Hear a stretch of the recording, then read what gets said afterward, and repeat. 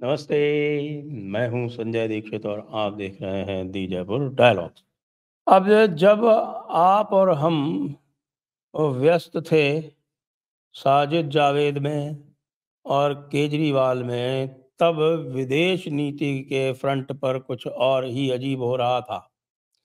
जी हाँ, याद कीजिए मुज्जू मियाँ को। याद है ना मुज्जू मियाँ कौन है? मुज्जू मियाँ वही हमारे एक छोटे से अदने से, पिद्दी से मालदीव वाले। अब अदले से मालदीव वाले पिद्दी मुज्जू जी के हालात ये हैं कि उनके यहाँ पार्लियामेंट्री इलेक्शन होने वाले हैं और उनके यहाँ भारत के कारण इसलिए क्योंकि भारत केवल उनकी ओर से उदासीन हो गया, क्योंकि उन्होंने इंडिया आउट कैंपेन आरंभ कर दी। इंडिया आउट कैंपेन पे ही वो चुनाव जीत गए और इंडिया आउट कैंपेन पे चुनाव इसलिए जीत गए क्योंकि वहाँ जमात टाइप के ऑर्गेनाइजेशन बहुत सारे हैं। पर कैपिटा आईसिस पॉपुलेशन पूरी दुनिया में सबसे अधिक मालदीव्स में है।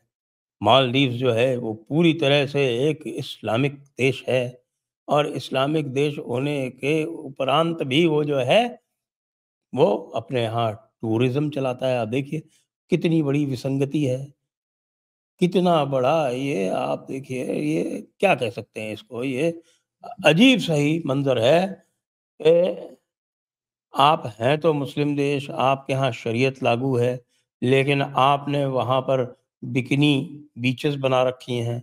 उन बिकिनी बीचेस में आप विदेशियों को बुलाते हैं, आपने दुनिया भर के आपने रिज़ॉर्ट बना रखे हैं और इंटरनेशनल स्टैंडर्ड के बना रखे हैं। वहाँ पर आप सारे वो काम परमिट करते हैं जो कि शरीयत में अनुमत नहीं हैं। इनकी अनुमति शरिया में नहीं है, वो सारे काम आप अनुमति उनकी देते हैं। तो भाई बड़ी भारी विसंगति है ये। ये तो total contradiction, total paradox, total irony, क्या है ये? भारतीय पर्यटकों ने क्या किया कि भई प्रधानमंत्री जी को लगा कि यार ये पिद्दी, ये हमारी एक फूँक के बराबर भी नहीं, तो उन्होंने केवल एक शेड्यूल कर दिया, एक विज़िट।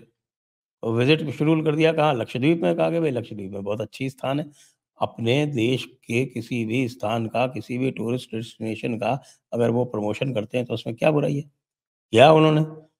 और उस पर जो है वो हमारे कुछ सोशल मीडिया के जो इन्फ्लुएंसर हैं, उन्होंने कुछ कमेंट कर दी, उसके ऊपर उनके कैबिनेट के लोगों ने रिएक्शन शुरू कर दिया और उसका भाई आप जानते हो, भारत का सोशल मीडिया जो है इस समय दुनिया का सबसे ताकतवर सोशल मीडिया है। ये मुज़्ज़ू को पता नहीं था क्या? ये तो अब यूएसए वाले भी जानते हैं। आप देखते नहीं हैं कि वो आधे तुरुष्के टाइप के लोग और जो इधर-उधर के उल्टे-पुल्टे जो पहले कमेंट किया करते थे, न्यूयॉर्क टाइम्स, वॉशिंगटन पोस्ट वाले, वो भी सोचते हैं 10 बार, यार हमने अगर इस पर कर दिया, तो बाढ़ आ जाएगी उधर से।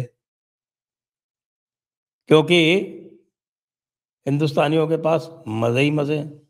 आपको सही बताऊँ, आज की डेट में सबसे ज़्यादा कंज़म्पशन यदि किसी चीज़ का है, किसी मॉडर्न यूथ के लिए विशेषकर से और मॉडर्न प्रोफ़ेशनल के लिए, वो है डेटा का।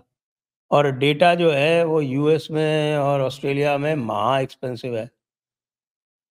तो वो लोग जब भारत में आते हैं तो वो देखकर आश्चर्यचकित हो जाते हैं कि भाई यहाँ डेटा कंज़म्पशन कितना है, और जब उनको पता चलता है कि पूरे विश्व में सबसे अधिक डेटा कंज़म्पशन भारत में है और धीरे-धीरे वो highest per capita data consumption की ओर बढ़ रहा है, तो उनके आँख, कान, नाक सब खुले के खुले रह जाते हैं और वो पंच महाभूतों को अपने शरीर से एकात्म होते देखने लगते हैं।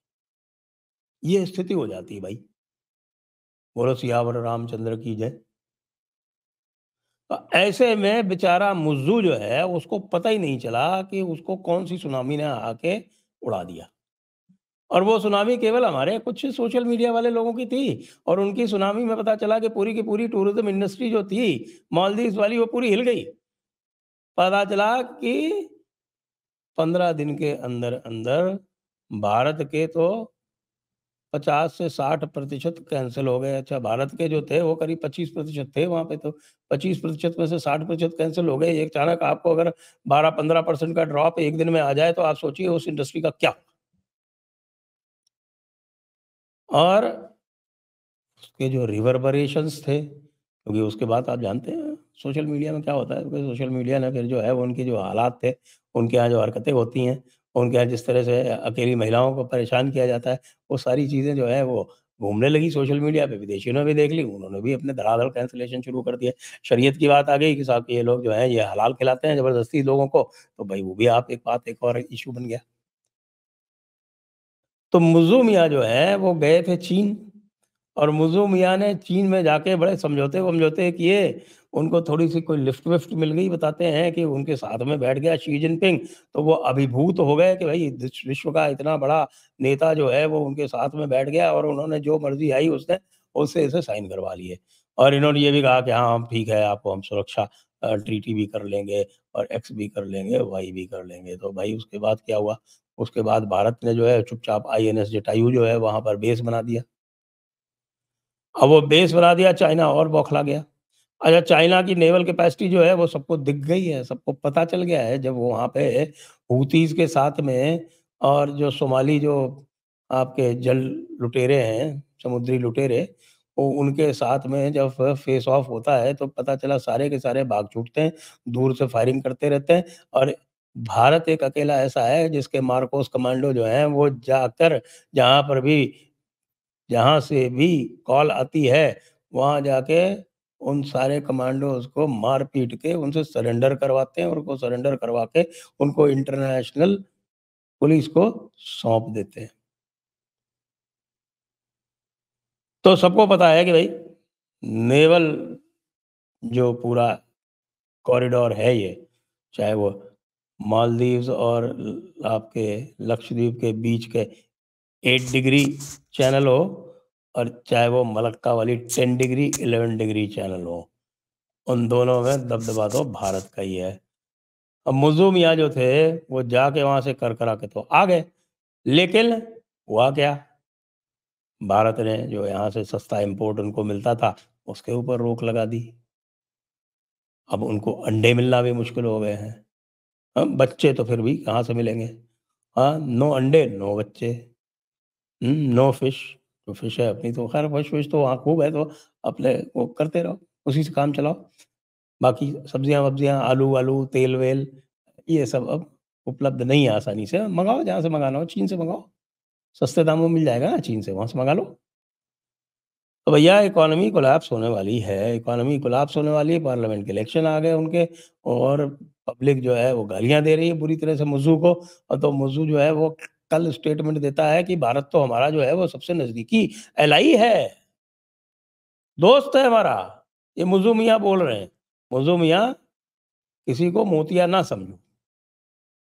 भारत जो है वो तुम्हारे जैसे मच्छरों को मसलना बहुत अच्छी तरह से जानता है। उसने पाकिस्तान जैसे वो बड़ी मक्खी को मसल दिया, तो तुम तो एक छोटे से मच्छर हो।